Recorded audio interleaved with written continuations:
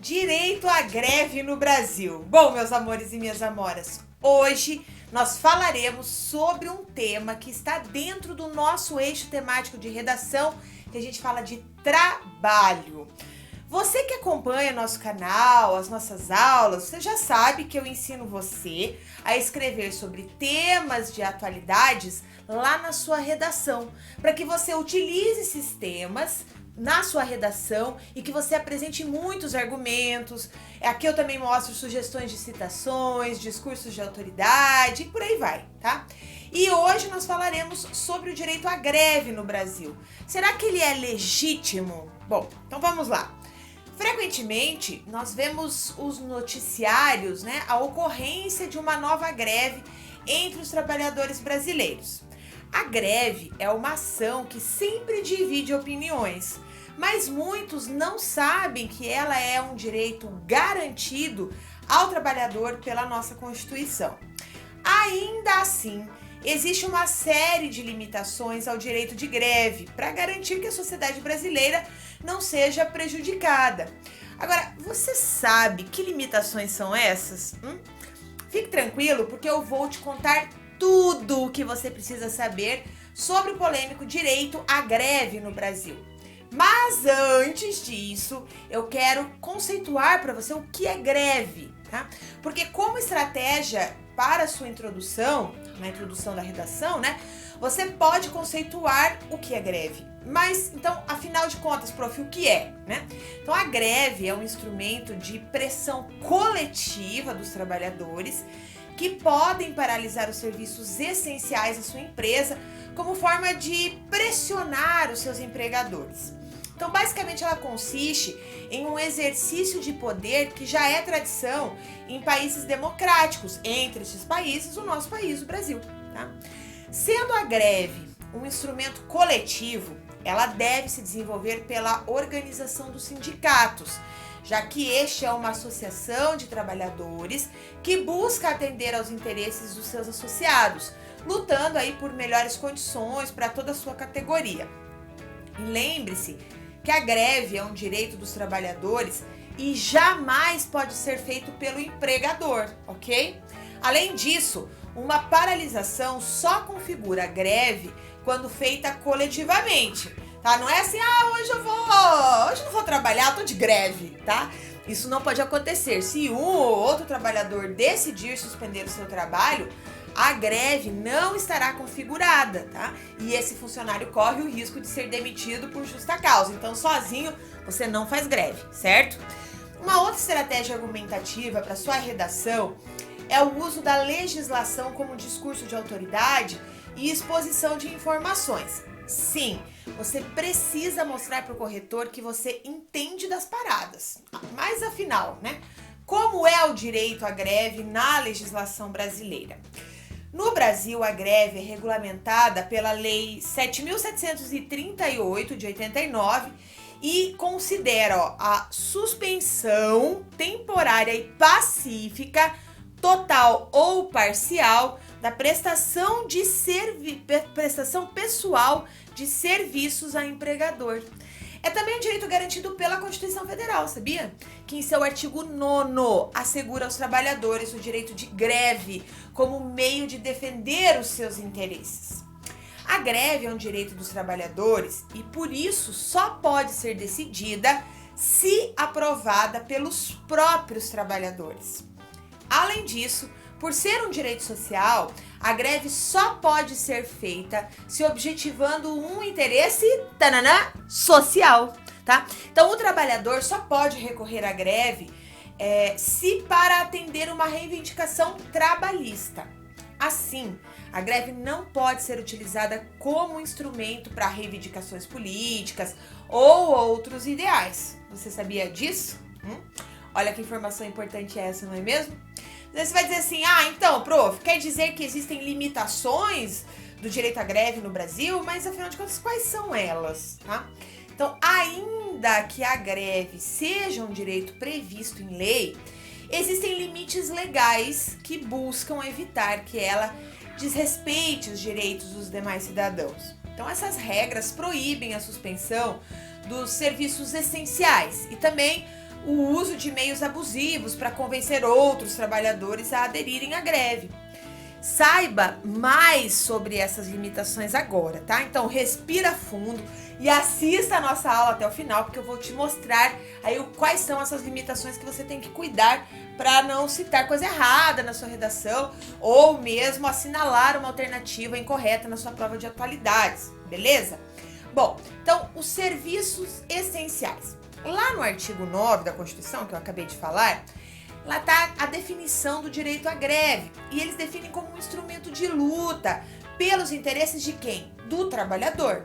Mas esse mesmo artigo, ele dispõe que o exercício de greve em atividades essenciais, as necessidades inadiáveis da sociedade, deve possuir limitações definidas por lei.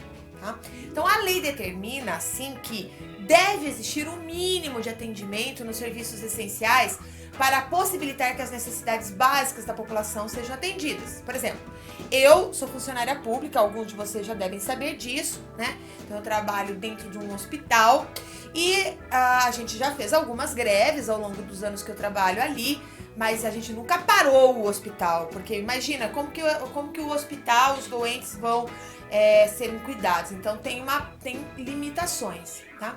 Mas, enfim, no caso de acontecer essas greves, o sindicato deve informar a decisão de greve previamente aos patrões e aos usuários do serviço em um prazo de 72 horas de antecedência. Além disso, a paralisação deve ser pacífica e os grevistas não podem impedir a entrada em serviço dos colegas, por exemplo, que optarem por continuar trabalhando. Entre as atividades essenciais aparecem, por exemplo, o atendimento médico, que é o meu caso, né? A coleta de lixo, o transporte coletivo, entre outros. Entendido? Agora, você já ouviu falar sobre greve abusiva? Pois é, porque isso existe também. O mesmo artigo que garante aos trabalhadores o direito à greve, ele também estabelece medidas para evitar que esse direito seja utilizado de maneira abusiva. Pela lei, o abuso ocorre quando a greve ultrapassa os limites normais de respeito ao patrimônio particular ou, se porventura ela gerar outras formas de desrespeito, como por exemplo a ocupação de estabelecimentos, sabotagem em instalações, em serviços da empresa ou agressão física e outros membros aí da empresa, entre outras coisas, tá? Mas você entendeu a essência, não entendeu? Outra prática que é considerada abusiva é dar prosseguimento à greve mesmo após a celebração de acordo entre o sindicato e o empregador ou uma determinação da Justiça do Trabalho, por exemplo. Isso também não pode. Aí você vai dizer assim: professora, eu quero ser servidor público. Se porventura, né, quando eu estiver prestando serviços ao Estado e aos cidadãos, se eu estiver descontente com algo na minha instituição, eu posso fazer greve? Ou seja, servidores públicos podem fazer greve? Então, pera lá, toma cuidado e presta atenção. A extensão do direito à greve para os servidores públicos ainda é um assunto bastante polêmico, porque o artigo 37 da Constituição Federal determina que, para os servidores públicos, o direito à greve será exercido, tá, nos termos e limites definidos na lei específica. No entanto, essa lei específica continua sem determinação e, por isso, o caso continua em debate. Para alguns juristas, os servidores públicos devem ter os direitos garantidos a todo e qualquer trabalhador. E por isso o direito à greve deve se estender a eles. Então, dessa forma, devem ter o direito a fazer greve sem desconto em salário, desde que dentro ali dos limites estipulados em lei. Contudo, o entendimento é outro no Supremo Tribunal Federal, lá no STF. Olha, em outubro de 2016, o tribunal decidiu que os funcionários públicos em greve devem sofrer desconto no salário pelos dias não trabalhados. A exceção é em caso de paralisação motivada por atraso de pagamento de salários ou, por exemplo, por quebra de acordo trabalhista. Tá? Aí você vai pensar assim, tá bom, professora, Mas e os militares? Conta aí pra mim, prof, e os militares? Então, olha só, esse grupo, a Constituição Federal, ela proíbe que os militares possam fazer greve, né? Então, a determinação válida para as Forças Armadas, policiais, bombeiros, militares. Então, por exemplo, em 2020 a gente teve o caso lá dos policiais do Ceará, né, que teve lá o problema de motim, enfim. Então, lembre-se que a Constituição Federal proíbe que esse profissional faça greve. Tá? A determinação existe pelo entendimento de que as tropas armadas brasileiras fazem parte de serviços essenciais à sociedade e que por isso não é possível que façam greve sem prejudicar a população. Entendido?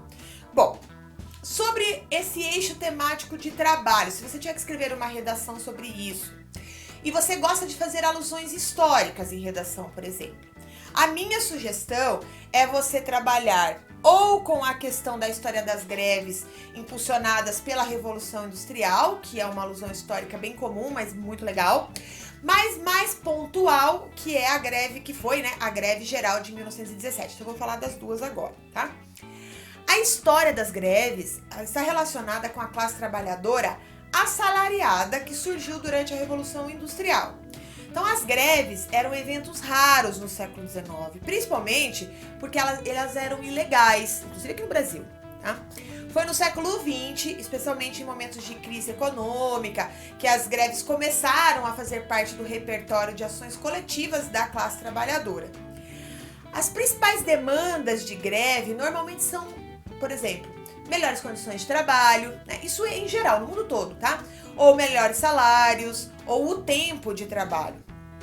E a luta maior por trás dessas exigências é a disputa entre trabalhadores e empresários sobre o poder do trabalho, ou seja, o controle que os trabalhadores possuem ou não sobre o seu próprio trabalho.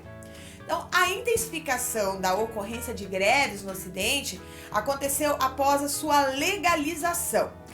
Isso exigiu dos trabalhadores que eles se organizassem para realizar as greves, para monitorar a incidência e pensar as melhores estratégias para que elas alcançassem os efeitos desejados. Então, nisso, os sindicatos foram os principais responsáveis por sua organização, bem como por guardar informações e estatísticas sobre elas em todo o mundo. Também por isso, os sindicatos fazem parte da história das greves. No Brasil, durante as primeiras décadas do século XX, as greves elas começaram a existir com uma certa frequência. Tá? Então, o processo de industrialização tinha começado e os trabalhadores, né, não tinham leis que os protegessem. Então, a fim de evitar revoltas maiores, né, o presidente Getúlio Vargas, lá em 1937, ele concedeu direitos trabalhistas ao brasileiro. Então, finalmente, o direito de greve foi garantido por lei em muitos países, como no Brasil, e eles perpetuam até os dias atuais. Então, essa é considerada ainda a greve, né? A greve é considerada ainda uma das principais estratégias da classe trabalhadora para forçar os empresários, os governantes, né, e demais grupos dominantes para reconhecerem direitos ou melhores condições de trabalho e também de salário. Atualmente, uma das principais causas relacionadas às greves em todo o mundo diz respeito à terceirização, que é um tema muito comum de atualidades nas provas, tá? Mas também a gente pode falar sobre redução dos direitos trabalhistas de uma forma geral, as reformas para aumentar o tempo de trabalho e por aí vai, tá? Agora, para falar da greve geral de 1917, então essa primeira parte é a parte que a gente fala da greve como no sentido histórico. E agora eu vou falar para você sobre a greve geral de 1917. Porque aqui, em plena República Velha, São Paulo ficou marcada por 3 importantes aspectos. Tá? Então, olha lá, uma aula de história. Os comerciantes do café financiavam o crescimento da indústria na cidade. Também diversos negros libertos em 1888 fugiam para a região em busca de trabalho e a cidade foi inundada pelas massas imigratórias vindas da Europa também, principalmente espanhóis e italianos. Esses fatores foram muito relevantes para o desenvolvimento do cenário na qual a cidade se encontrava em 1917, que foi o ano, inclusive, da primeira greve geral que nós tivemos aqui.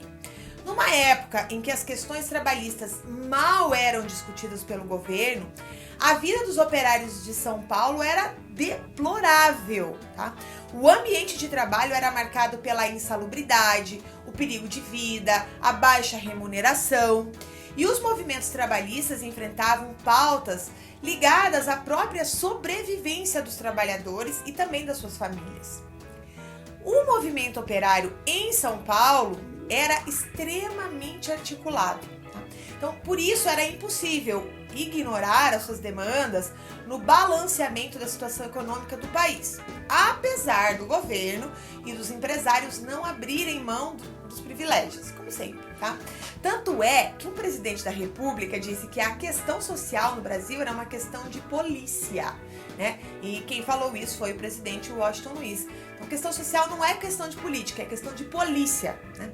E ele ilustrou bem nessa frase a maneira como a pauta era tratada durante o início do século XX. Antes da famosa greve geral, ou seja, a paralisação do trabalho em rede entre as forças produtivas articuladas em uma defesa de uma pauta geral, encerrando a produção do máximo de setores possível, as grandes cidades já vinham passando por paralisações significativas. Em julho de 2017, o clima político estava bem tenso no Brasil. Tá? Por quê? Porque a gente participava da Primeira Guerra Mundial, a Rússia passava por uma revolução, que é a Revolução de 1917 lá na Rússia, e no interior do Brasil a exploração do trabalho chegava a níveis desumanos. E a ideia de articulação de uma greve geral era muito disseminada.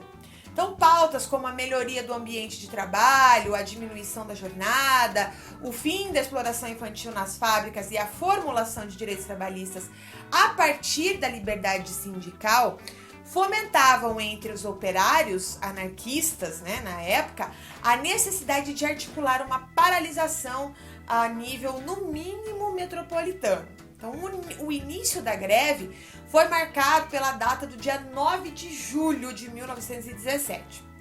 Nesse dia, os operários protestavam na frente da fábrica Mariângela, no Brás, em São Paulo, por aumento de salário. Então, uma carga de cavalaria foi lançada sobre os trabalhadores, uma cena que se repetiu várias vezes na história do Brasil, resultando na morte do anarquista espanhol José Martinez.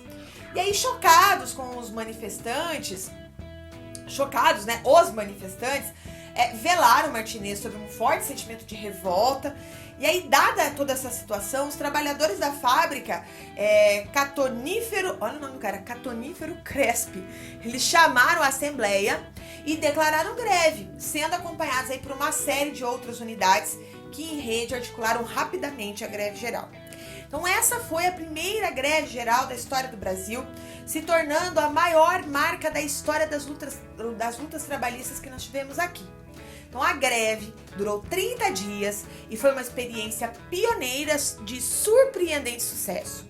Os operários em greve, concentrados em São Paulo, mas articulados com greves que foram lançadas no Rio de Janeiro e também no Rio Grande do Sul, deixaram claro aos chefes das pautas da paralisação e abriram um espaço das fábricas ocupadas para negociações. Então, muitos foram presos e as manifestações foram, sim, reprimidas, mas a greve se manteve de pé, até o final. Depois das negociações, foi acordado o retorno do trabalho nas fábricas paulistanas após um mês de produção paralisada.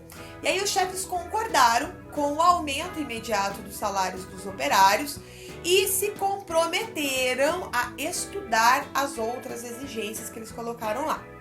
Porém, em termos políticos, as consequências da greve foram bastante positivas para o movimento operário. Tá? Por quê?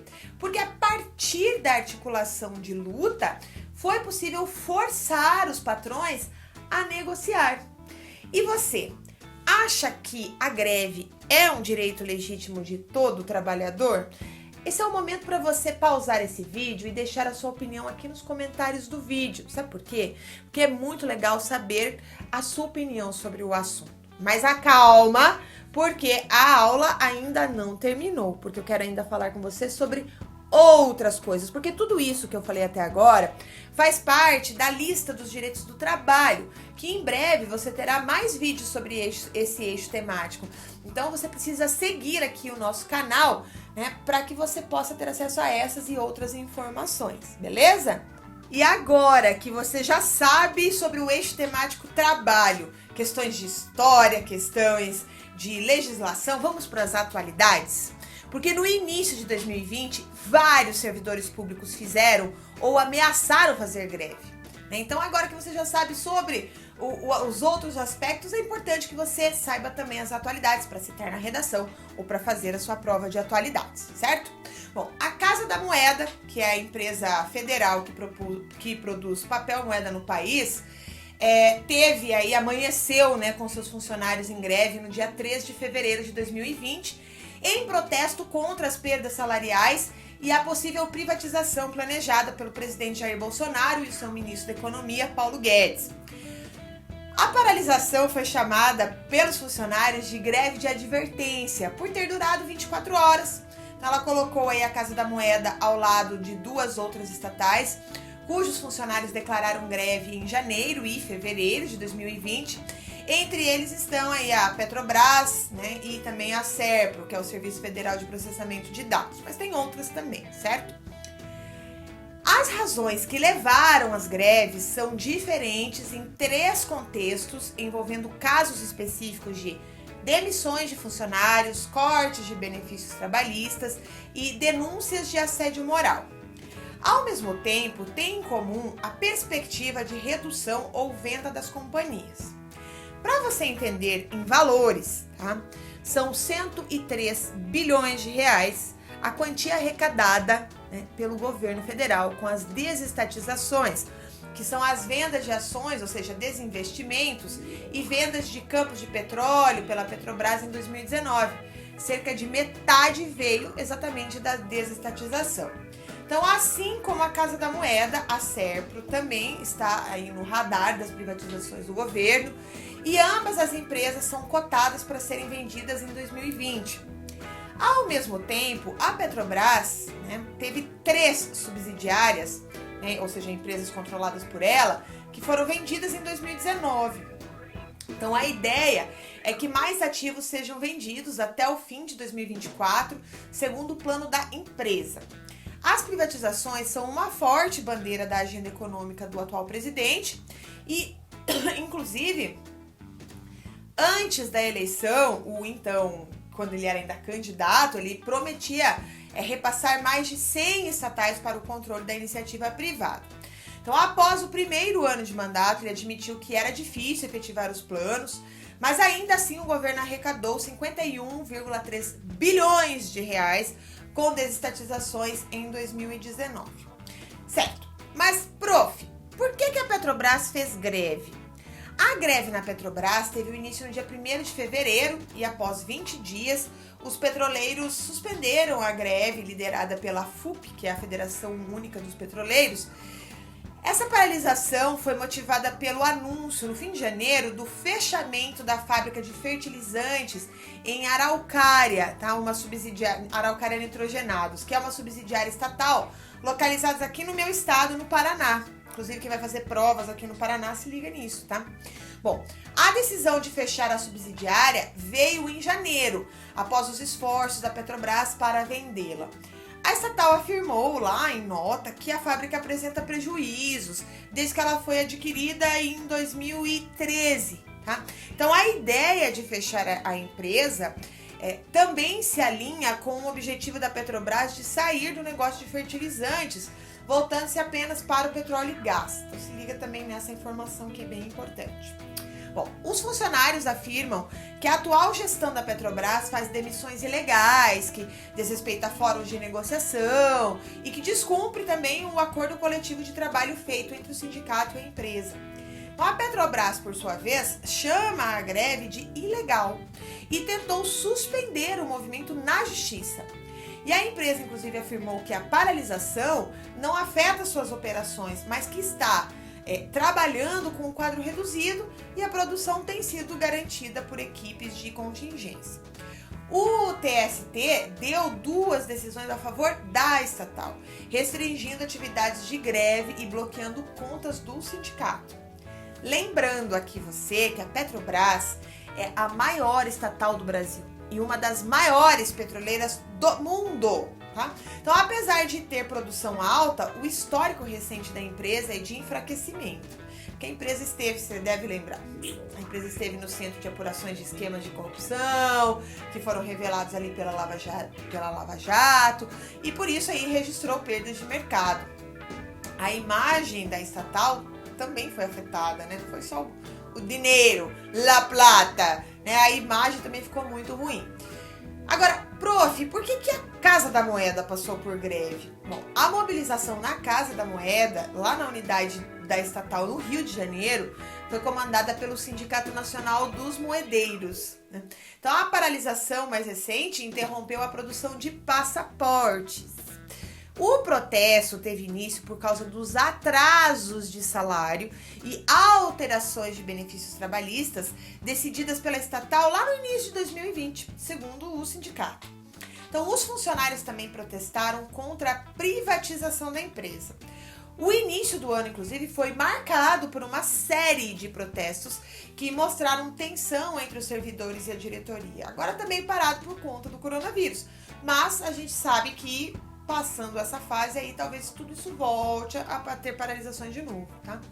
Bom, mas após o início do ano, a Casa da Moeda anunciou a extinção do acordo coletivo feito entre funcionários e a direção, alterando aí os benefícios sociais. A contribuição para o plano de saúde aumentou. Não há mais seguro de vida e o desconto na folha para transporte está maior. E as mudanças representam cerca de R$ 2.500 de perda salarial, segundo os servidores. A Casa da Moeda não falou nada, não se posicionou sobre a paralisação, né? Mas em janeiro, o diretor da estatal, o Fábio Rito Barbosa, né? Ele afirmou numa entrevista que ele fez para a Globo News que o custo do pessoal era inviável. E ele disse, olha, a companhia registra prejuízos, né, desde 2017. Então a situação se deteriorou depois que, em 2016, o governo federal desobrigou fabricantes de bebidas alcoólicas de usar selos que eram feitos pela companhia. Então a Casa da Moeda imprime as cédulas usadas no país, além de selos, passaportes, diplomas oficiais, enfim. Então a estatal foi também incluída no chamado PPI, né, que é Programa de Parcerias de Investimento, que é a primeira fase desse processo de privatização que teve início lá no governo do Michel Temer em 2016 e 2018. Em 2019, já no governo do Bolsonaro, o processo avançou e hoje ele se chama Programa Nacional de Desestatização, que é o PND, que prepara esse processo de desestatização. E por fim, por que a Serpro estava em estado de greve? Olha que eu tô falando uma coisa diferente, estado de greve. Ainda em janeiro, os funcionários da Serpro, que é o Serviço Federal de Processamento de Dados, lá no Rio de Janeiro, decidiram entrar em estado de greve. Prove o que isso significa, pelo amor de Deus, tá? Isso significa que não há paralisação de fato, tá? Mas as representações sindicais estão autorizadas a deflagrar greve no futuro, né? Caso isso seja necessário. Isso foi uma nota lá que o Sindicato Fluminense mandou. A nota do sindicato dizia que estava protestando contra ameaças de demissões, as transferências de trabalhadores entre as unidades da estatal e também assédio moral no ambiente de trabalho. Ruim, né? Bom, eles afirmaram também que a companhia passa por um desmonte. Quem já trabalhou em grandes empresas sabe o que é isso, né? Começa a desmontar as equipes, enfim, né? Quem já é servidor público sabe mais ainda, né? Sobre isso. Bom, a Serpro, que é vinculado ao Ministério da Economia, é a maior empresa pública do Brasil na área de tecnologia da informação.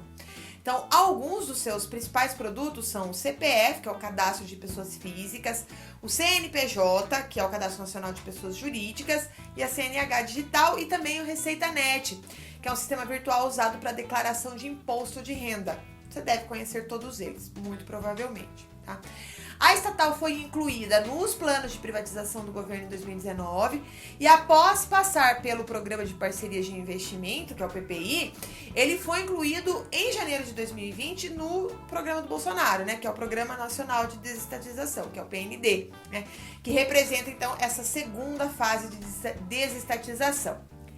Ainda em 2019, o secretário especial de desestatização, né, e desinvestimentos em mercados do governo federal, que era deixa eu ver aqui, Salim Matar, tá?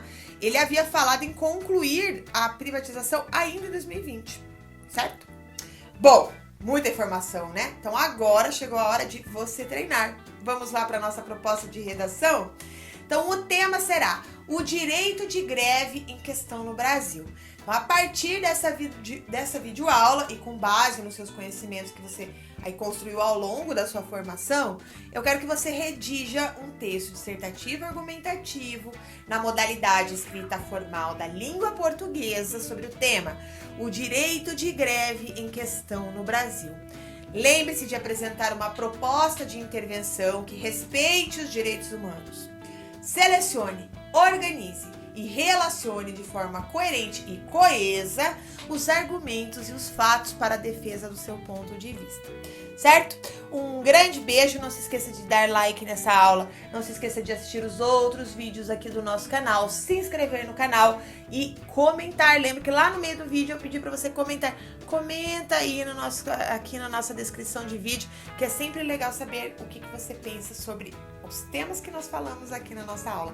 Um grande beijo e até a próxima!